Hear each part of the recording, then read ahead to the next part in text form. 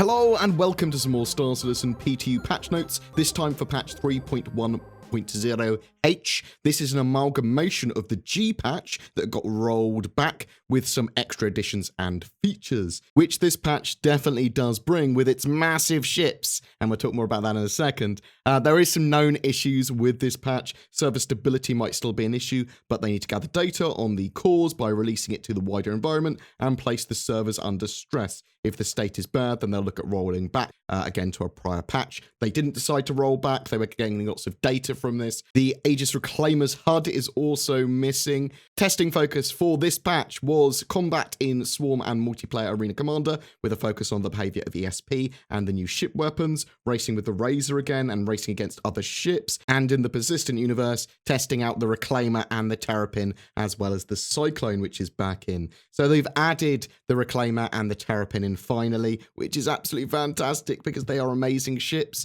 They've darkened and retuned the contrast of the main menu and replaced the loading animation. They've reduced the detection time of the FPS radars, and what has been a minor update to the Cyclone's UI panels. The target orientation arrow on the visor will now only appear in fixed views rather than live view. The ship and vehicle stuff, so they've reduced the hardpoint sizes on the 350R back to 2 size 2s and 1 size 3 on its nose. Further refinement of ESP is undergoing as well. That's why they want it constantly to be tested. Arena Commander wise, they have changed the Elite Wave audio to match every 5th wave of Pirate Swarm. They've altered the health value of Glaives to make it more challenging to kill. They've altered the Pirate Cutlass loadout and reduced the amount of time a repair tool stays around. Bug fix wise, and there is a lot of bug fixes which have improved significantly the gameplay from the previous patches. They've updated the insurance system to fix player claim lockouts. They fixed some LOD issues on the Cyclone. Players should no longer randomly lose the ability to target other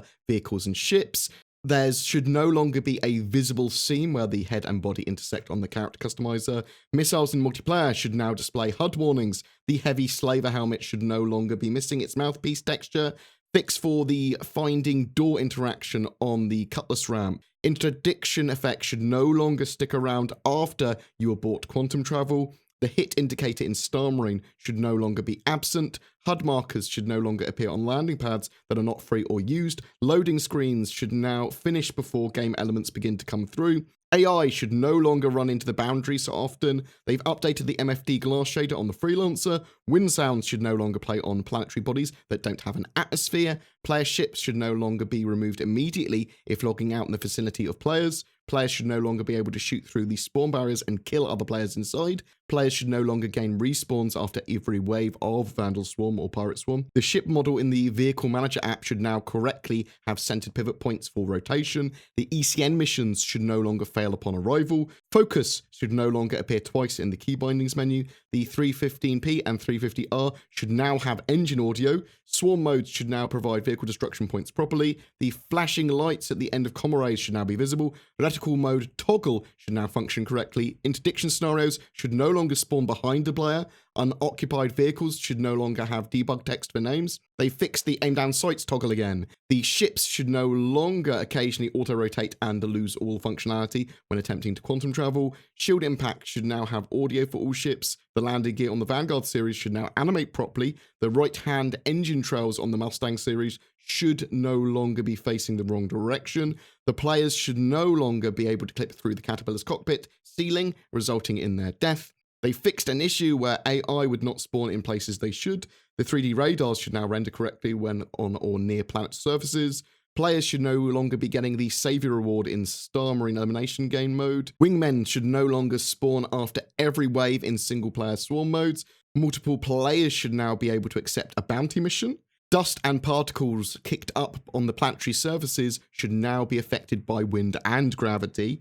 Oxygen should now refill correctly in the cockpit of the Razor. If players stay at the ASOP terminals after making an insurance claim, the ship should now correctly be available once the timer reaches 0. The ASOP terminal should now correctly display the cost of expediting insurance claims.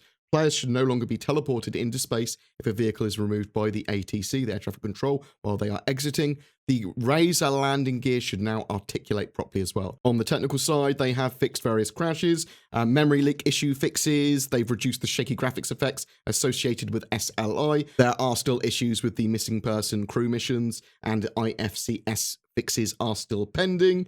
It is great to see that the Reclaimer and Terrapin have been added. They are awesome ships, but I want to get across how large the Reclaimer is. It is the biggest ship they have released so far, and it is extraordinary, quite genuinely. I think there are some rooms that I have yet to see. I've been wandering around it for like 20 minutes plus. When these spawn in the persistent universe, I do get frame hitching, and generally, when 10 of these plus are flying around, there are frame rates of around 25 to 30, so it has reduced the overall server frame rate, but just getting these in without object container streaming is an impressive feat. And yeah, there are certainly performance issues because of these, and some servers are getting big performance dips, but they then recover. It's making progress. The patch is definitely getting this stuff in, now they can tweak it and optimize it. It's looking like they are indeed pushing for that 3.1 live build still by the end of the week, end of March, for a live build still. And I am expecting to potentially see a PTU patch every day until that live build is out. Expect more waves to go out as well soon, so I'll tweet out and do videos and stuff every time they add more to the waves. At the moment, it's just Evocati, Concierge, and subs, but that will then go to more and more people. Hopefully, today, actually thinking about it, I'd hope they'd open it up to a even wider PTU by the end of the day for the weekend. Every month we have a ship giveaway for March. It's for the Outpost Building Pioneer, donated by our featured org, Forgotten Heralds, a PMC with a history grounded in UE military service. Their doctrines focus on operational agility through their custom in-game missions and in-game training and a friendly active community. Please check out their org page and Discord below to see how you can get involved now. But to be in for a chance of winning that Pioneer, make sure you're subscribed to my YouTube channel and then comment on any of my videos made during March. Each video will give you another opportunity to win. Any questions about Star Citizen or Squadron 42's development or patch 3.1 or anything we discussed in this video, game mechanics, suggestions for videos, chuck them in the comments below. A special thanks to my Patreons who allow me to create the amount of content I do. Thank you so much, guys. If you're interested in becoming one of those lovely peoples, then please check out the links to Patreon as well as everything else we've discussed down below. Please don't forget to like and subscribe, as it really does help me, and I'll see you in the verse.